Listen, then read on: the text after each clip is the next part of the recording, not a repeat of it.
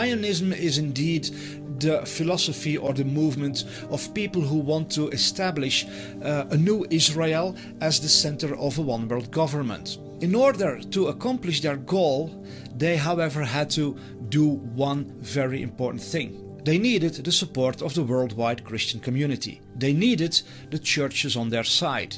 So, in the 19th century, before Israel was founded, the Rothschilds worked closely with several people in Christianity. They attracted a man called Cyrus Scofield. He was a convicted criminal lawyer, an expert in fraud and forgery.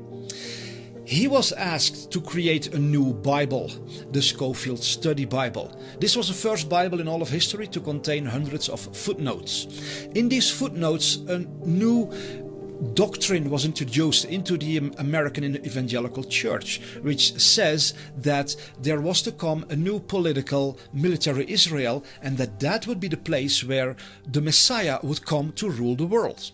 And they said that would be the fulfillment of the promise that God had made to Abraham, and that would also be the fulfillment of the promise that Christ would return to earth. This Bible was then spread all throughout America through the Moody Bible Institute, and it became the foundation for the current day evangelical theology. Nobody was aware that this Bible was directly funded by Satanists and that it served the agenda to get Christianity on their side for establishing a new Israel that would become the headquarters of their one-world government. And again, I know that all this sounds outrageous to many people who have never heard this before, but you can research this. And I encourage you to do your due diligence.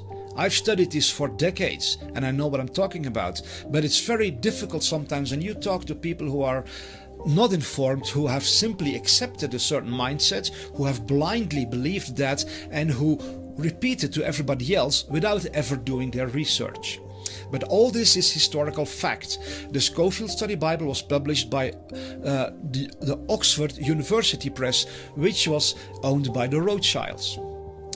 And this whole theology was first written out by John Darby, whose family owned the most haunted castle in the world, Leap Castle, where 150 dead bodies were found in the cellars and where satanic masses were held.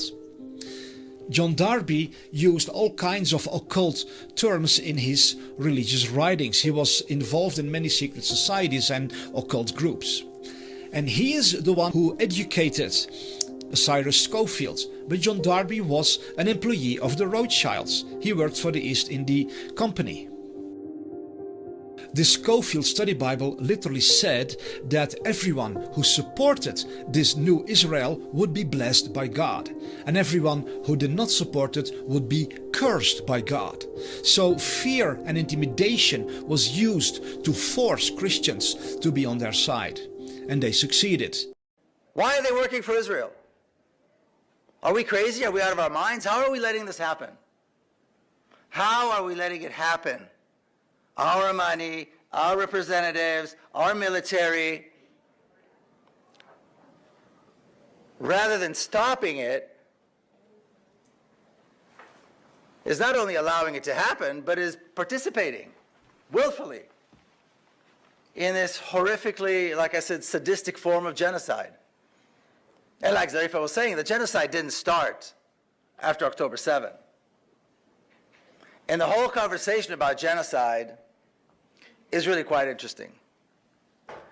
Genocide is a crime. It's a well-defined crime. It was defined in 1949 to a large degree as a result of the genocide of the Jews in Europe by the Nazis. It's a well-defined crime. You can read it. It's not a question of opinion. It's not a question of do we feel about it? Do we feel it's genocidal? Do we not? But this is how the conversation is. Do you feel like it might be genocide? Is your opinion that it might be genocide? Read the law. It's very clear. It fits. It's genocide. They're murdering civilians for almost 8 decades in a systemic way. Systematic erasure of a nation. Systematic erasure of a culture, a history, and a country. That is genocide. There's no opinion here. The law is clear. The evidence is clear. And yet, the money is coming from us, the weapons are coming from us, the support is coming from us. And rather than condemning that, we're asked to condemn the Palestinians, the victims of this. Not the Palestinians are victims. I don't like to use that term. Palestinians are heroes, they're not victims. But who is it that we're supposed to condemn, and why? And there's a lot of similarities to what we're seeing now on campuses. You see the politicians come out, you see the university administrators and presidents come out. Why are they not standing with the students? Why are they not standing with the students? How can they justify to themselves not standing with the students? The students are demanding that their campuses divest from that war machine, that genocide machine. And who are the administrators and the politicians condemning? The students. Who are the police beating up? The students. Who's being arrested and punished and suspended? The students. Once again, we're out of our minds. And we're allowing this to happen? These administrators have a right to suspend these heroes? These encampments will be remembered as one of the greatest moments in the history of these campuses. Your names will be remembered. They'll be put on